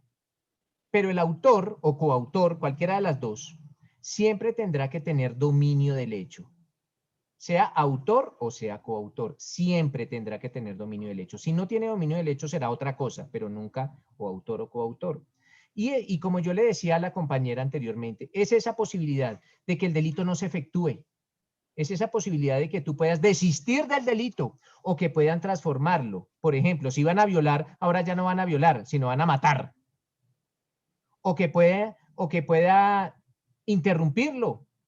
Decir, mire, la íbamos a violar, ya no la vamos a violar, solo la vamos a tocar, digamos. Entonces ya no fue un acceso, sino solo quedó en actos. O que puede interrumpir, decir, dejémoslo para más tarde. Que pueden suspenderlo, dejémoslo para más tarde, dejémoslo, no lo hagamos ahorita, sino dentro de 10 minutos. Entonces, si tú siempre que te llega un caso, a tu oficina o a tu bufet, siempre que te llegue tú imaginas si esa persona tenía esa posibilidad. Si no la tenía, será otra cosa, o determinador o cómplice. Así haya participado en el delito. Claro, si no participa en el delito, ni siquiera lo procesamos. Pero siempre uno se imagina, esa persona podía hacerlo. Eso es como, ahí, doctores y doctoras, entra mucho la imaginación. Esos son supuestos. Uno entra a evaluar con base en supuestos y con base en especulaciones. Pero esos supuestos se los dan las circunstancias de tiempo, muy lugar en cómo ocurrieron los hechos. Eso se lo da. Entonces yo les decía ayer a algunos, y viene para resolverte la duda, si 4 personas deciden violar a otra, y esas 4, 2 vigilan, uno la toma por la fuerza y el otro le baja los pantalones y la accede carnalmente. Pregunto, ¿los que estaban vigilando podrían suspender el delito? uno dice, no podrían suspenderlo, porque eso, si ellos dejan de vigilar, pues de todas maneras es muy probable que la violen, es muy probable. Pero si el que va a accederla, de pronto dice, no, yo ya no la accedo, sí es muy probable que el delito no se cometa, porque él tiene ese dominio del hecho. Y si el que la está sujetando también la deja de sujetar, pues hay una muy alta probabilidad de que no se consuma el delito porque la persona reacciona y no se deja violar. Entonces, siempre eso, todo es con un imaginario. Tenemos que hacer esos supuestos para determinar si eventualmente esta persona tiene o no tiene el dominio del hecho. Entonces, en ese caso, si capturan a esos 4, pues hablaremos de 2 cómplices y 2 coautores. Y nótese que ni siquiera es coautor el que la tiene dominada. Y el que la tiene dominada, la pregunta es, ¿accedió carnalmente a la víctima? No, nunca la accedió. Él simplemente prestó su colaboración, que era reducir a la víctima, pero nunca la accedió. Y lo van, sin embargo, así nunca haya accedido, lo van a procesar por un acceso carnal violento. ¿Por qué? Porque hubo una división del trabajo criminal. Algo así que como mejor entendido, Alejandra. Sí, nomás que me surge la duda a raíz del banco, porque digamos yo me podría también imaginar, digamos, si el gerente del banco no le hubiese dado las llaves a los ladrones. Si no Ahí le es hubiera donde dado me las surge la llaves a duda. los ladrones, ni les hubiese dado las claves, sino solo se les hubiera dicho, miren, es fácil robar el banco, pueden meterse por una ventana, que hay una ventana que se abre muy fácil y les da la idea y todo, ese gerente será un determinador, porque solo fue como el que ideó todo y les hizo nacer a los malos la idea de entrar al banco y les dijo cómo y por dónde se podía y todo. Pero como él dio las llaves y dio las claves, pues ya se convierte en cómplice. Y es terrible, eso es terrible, eso no es justo, eso no es legal, porque nótese lo siguiente. ¿Y por qué lo digo que no es justo ni es legal, pero no es justo? ¿Por qué? Porque el cómplice tiene la pena de la mitad del autor. Ojo, de la mitad del autor. Entonces, en el primer caso que nos dice Alejandra, dice, mire, él solo ideó, él solo les dijo a los malos, oiga, pueden entrarse por una ventana porque hay una ventana que hay un vidrio que se cae y por ahí pueden entrarse. Y no dice nada más. Ah, bueno, entonces dirán, es el determinador y el determinador en el Código Penal tiene la misma pena del autor. Pero él aparte, en este caso, entonces digamos, a ese primer gerente le van a imponer la misma pena de los autores, de los que entraron. Y en el segundo caso, del gerente que, aparte de que les dio la idea, entregó las llaves y entregó las claves, le va a quedar la pena en la mitad. Entonces, nótese que el derecho a veces no es tan justo. Ese caso es bonito y yo alguna vez discutía eso con un señor, se llama Germán Pavón, gran penalista también, y hablábamos de eso, pero así, con esas reglas jugamos desafortunadamente, ¿no? En el derecho penal esas son las reglas, pero se pueden prestar para discutirlas y eventualmente para proyectos de ley tratando de cambiar esas figuras que no son justas, son legales, mas no son justas. ¿Vale? Muchas gracias, profesor. Vale, perfecto. Andrea Victoria. Profe, qué pena con usted. Tranquila. Entonces, para comunicar, el determinador solo da la idea del delito, pero no interviene en el delito. Simplemente no interviene. ustedes deberían robar el banco. Sí, él hace nacer la idea criminal, no más. Exacto. El coautor participa en el delito y tiene dominio del delito. Exacto. O sea, puede ser, digamos, no, tiene dominio del hecho. Del hecho, perdón. Ajá, sí, o sea, puede ser, digamos, como un jefe. Entonces yo me metí al banco, voy con 5 personas más y alguno va a violar a una niña, le digo, no, ¿qué le pasa? No lo haga. Sí, él puede suspender o puede decirle, no, ya no robemos el banco, vámonos. Ah, ok, entonces ese sería el coautor. Sí, señora. Y el cómplice aporta en el delito, pero no tiene dominio del hecho. Y el cómplice puede aportar antes, durante o después del delito. Aporta antes. El aporte puede ser antes, durante o después. O sea, el aporte puede ser antecedente, concomitante o subsiguiente. El aporte del cómplice. El cómplice entonces puede ser el de la moto, que está esperando para arrancar cuando se roban el banco. O el que les prestó la moto. El que les prestó la moto. Ok, perfecto, listo. Entonces, por eso le digo, el aporte puede ser antes, durante o después. Y el autor participa en el delito cuando el delito se está ejecutando. Nunca podremos hablar de un coautor antecedente o de un coautor subsiguiente. Para hablar de coautor, aparte del dominio del hecho, la persona tiene que aportar teniendo dominio del hecho durante la comisión del delito. En el momento del delito Sí, y tiene Y dominio tener del dominio del hecho, lo que se denomina aporte funcional del hecho. Ujú. delito. Ok, muchas gracias. Vale, perfecto. Doctores, espero que la clase haya sido de su agrado. Les deseo un feliz resto de tarde y nos vemos el día de mañana. Muchas gracias, doctor. Gracias, profe. Buen día. Muchas gracias, doctor. Gracias.